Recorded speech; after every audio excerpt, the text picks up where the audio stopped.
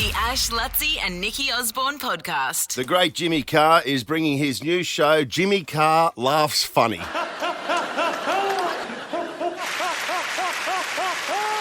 And he does too. To the nth cent. Next year, you get tickets at tickettech.com.au, and we've got the great man on the phone right now. Jimmy! I do believe. Jimmy! Good morning, mate.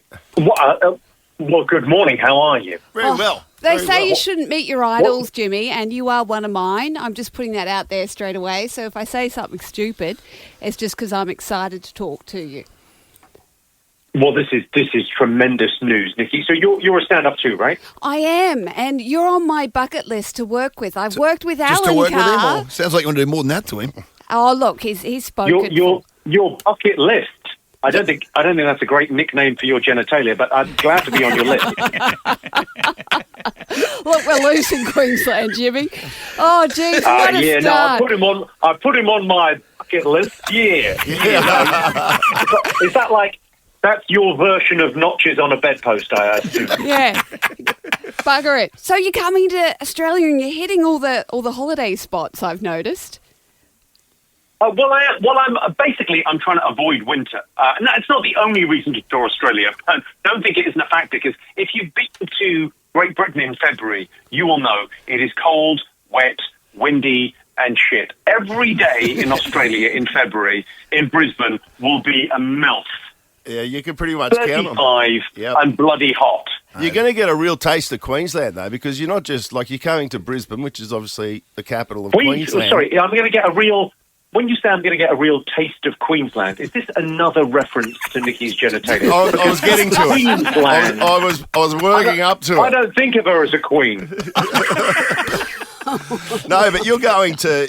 Did I see you're going to like Rockhampton? You're going regional. To Mackay? Yeah, like He's going to Caloundra. Yeah, going to Caloundra. Do you know this? Have you been to Rockhampton before? Listen.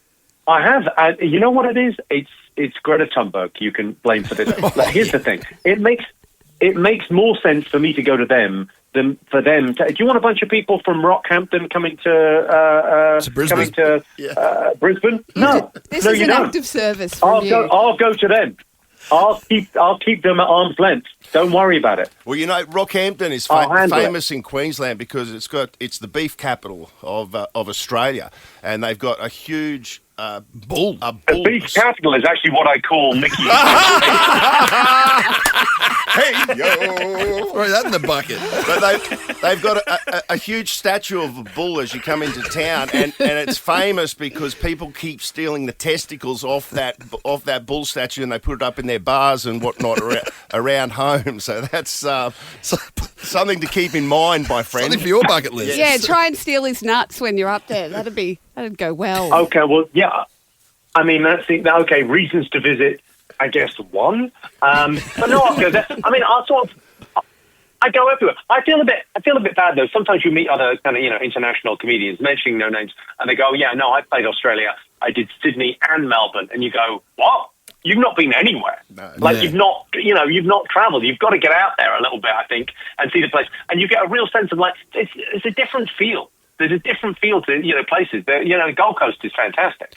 And we're the Olympic city in Brisbane for 2032. Did you avoid London in 2012 when the Olympics were there, or were you all bang up all over that? No, I went to literally everything. I was kind of cynical about it, and my other half went, "Do you know what? I'll tell you what we'll do. We're going to book one event at every one of the major venues for the Olympics and Paralympics." So we went to all the different events, and it was absolutely. So no matter how much kind of travel disruption and whatever, if you have to suffer as a city when you host the Olympics. It costs money, and there's disruption, and it's a pain. But if you're going to suffer that, you might as well get the dividend. And the dividend is the world comes to you, and it is phenomenal. It's the greatest show on earth. It's amazing. I love you saying that, Jimmy, because I'm right up that alley, mate. So that's unreal. It's going to be so exciting. Well, I love the fact. You know what I like best about the Olympics? I like the thing of I remember going to see the high diving, like the whatever the highest diving. The 10-meter platform. Yeah, I'm in there with my missus, right? And we go we sit down and we go, like to the people next to us who are from Latvia, I don't know anything about diving. And literally, I would say within 15 minutes, I was going, You call that a 7.8? Bullshit. An expert. That's unreal. Jimmy, Well, sorry. Absolute full expert within moments. Yeah. That's unreal. I love it, mate. That's unreal. Now, can I congratulate you on the season of Last One Laughing? Because I've watched the other versions and it was just brilliant.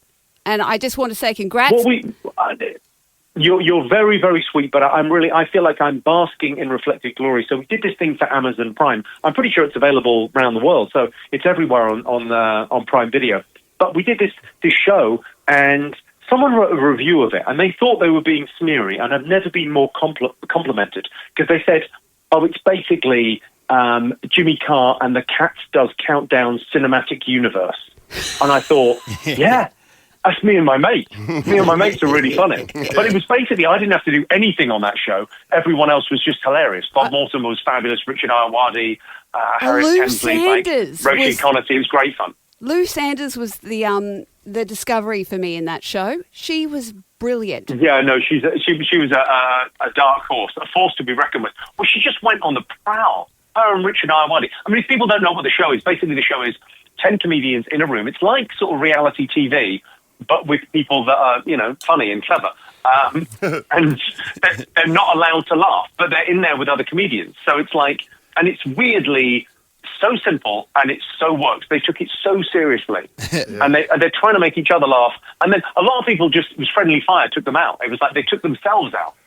Hey, Jimmy, I reckon that one of the toughest things as a comedian would be to go global, because obviously comedy's different in every country. I think your last Netflix special went number 10 in 29 countries. What do you reckon? Where do you reckon is the hardest country in the world to make laugh? I would say, I would say you'd be hard pressed to get laughs in North Korea with my guess. But I would say.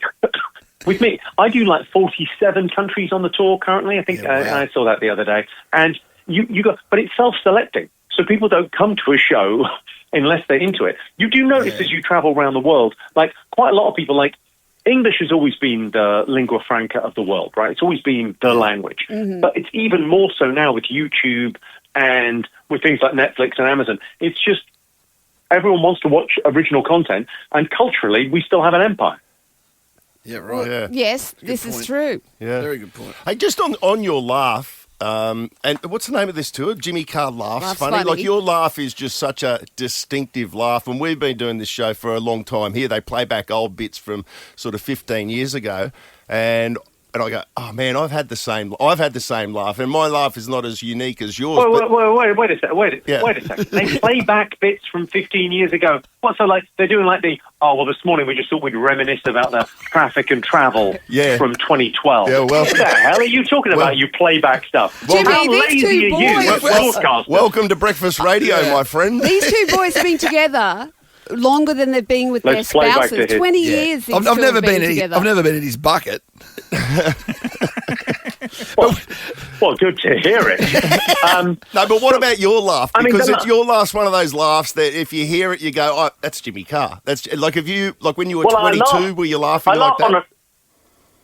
I laugh on an in, not an out. So instead of going ha ha, like on an out breath, I laugh on a ha. Yeah, you do too. On an in. I've got a theory about my laugh. Do you want to hear the theory? It's a pretty good theory. Yes.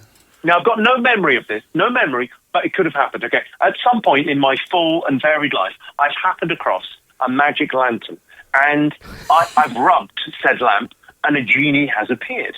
And the genie, as genies do, has granted me some wishes for releasing him. Now, the genie is from the Middle East. I'm from London. There's going to be a language barrier. Of course there is. And something has been lost in translation. So now, instead of being hung like a donkey, I laugh like one.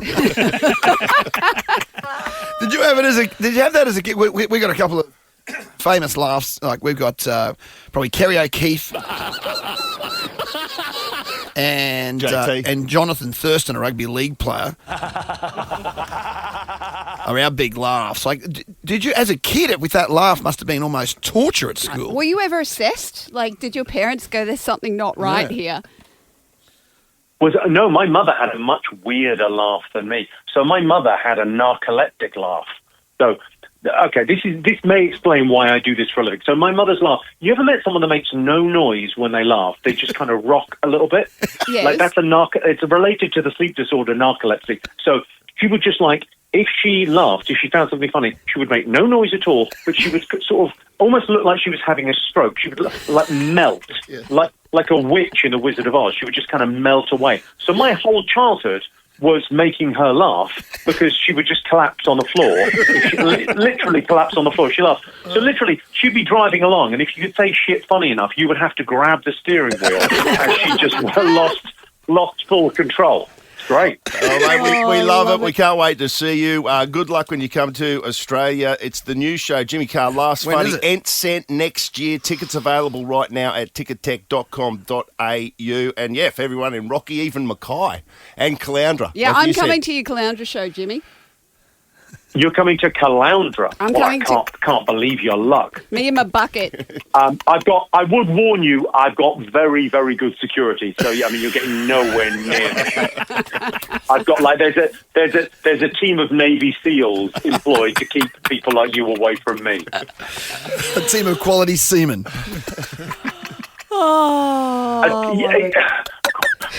Quality semen in the bucket. Thank you, Jimmy Carr. Thank you, mate. Thanks, Cheers, mate. Jimmy. On that note, what a pleasure. Thank you so much, guys. I appreciate it. Take Cheers. care. See ya. See you, Jimmy. Is any of that broadcastable? Who knows? Hey, it's We'll Brisbane. find out. We're loose up here. We'll be playing this back to 15 years. Yes, exactly. The Ash, Lutzi and Nikki Osborne podcast.